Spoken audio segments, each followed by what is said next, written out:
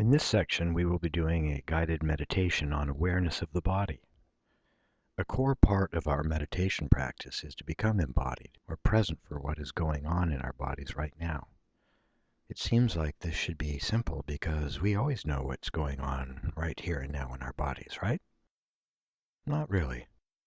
Much of the time we're far away in some remembered past or some projected future, regardless of where we are and sometimes of what we're doing. Bringing the attention to the breath is the method that we use to become embodied. As we pay attention to the rhythmic sensations associated with breathing, we begin to become more relaxed. As we relax, we are able to become much more focused. And each time we practice meditation, we are able to become more and more focused and relaxed, and more quickly. For this guided meditation, ideally you will have spent at least a week meditating every day for at least 15 to 20 minutes, getting a little friendly with your breath, and getting to know how it feels to sit and meditate, and to begin to cultivate and grow your concentration and mindfulness. Because the idea is that as we become more mindful, we will begin to move our attention from the breath to other aspects of our lives. During this meditation, we will move our awareness into the body, beginning with feeling any sensations occurring in your body. We've practiced this a little already because the instructions for following the breath is to bring attention to the physical sensations within the body which are related to breathing. So we'll simply extend our awareness to include other sensations also. And to make it a little easier, at first we will simply notice the strongest sensation in the body. For some people this may be easy, as strong sensations arise in the lower back or knees after sitting for a while. Others may quickly feel the sitting bones and what sensations arise with contact with the floor or cushion. But many people have a more difficult time feeling their bodies. Lots of people have jobs in which they use their thinking minds all day and into the night. We may just not have much practice paying attention to the body. Some people have learned through society and religion and the people around them that the body is not somehow a reliable source of information or something not to be listened to. So be very mindful of any judgments or commentary that creep up in you as you begin to bring your attention to the sensations within your body. The goal, just as in mindfulness of the breath, is to separate the awareness of a sensation from the judgment of it.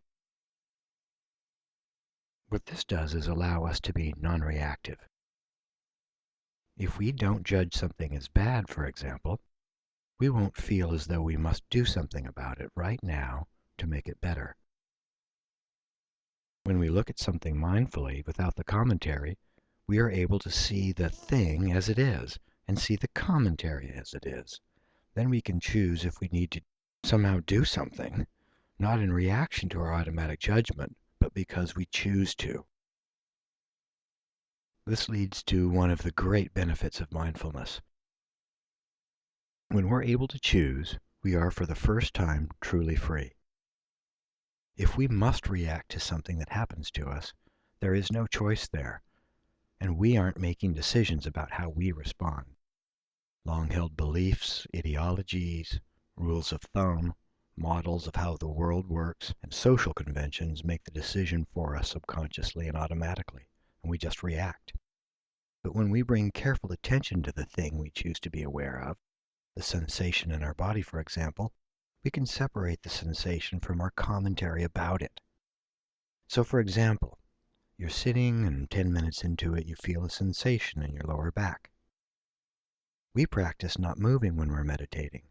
In everyday life, if you felt that sensation in your back, you might automatically, subconsciously judge that sensation or group of sensations as pain and change your seating position. But during this practice on awareness of the body, when we feel a strong sensation, we will simply move our awareness to it and view it without commentary or judgment, just as we practice with our awareness of the breath meditation. But just as with the breath, commentary will eventually begin. But as the commentary and judgment arises, instead of automatically judging it as pain, and pain is bad, and since it is bad I must move in order to correct it, you simply view the commentary as commentary.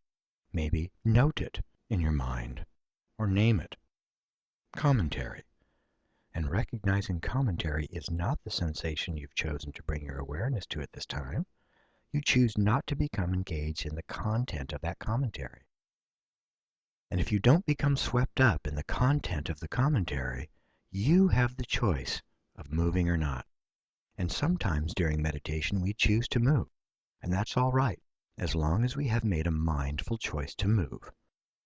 If we determine that we've lost attention to our posture and we need to correct that, go ahead. Mindfully make that correction. So say to yourself, I'm going to move now, and move yourself to the correct posture, and gently remind yourself to be aware of your position and posture going forward. What we try not to do during meditation is to move reactively, automatically, in response to something. That's because if we can learn here in this quiet, safe place how to be non-reactive, we can then take that skill into other aspects of our lives. Next section we explore awareness of emotions.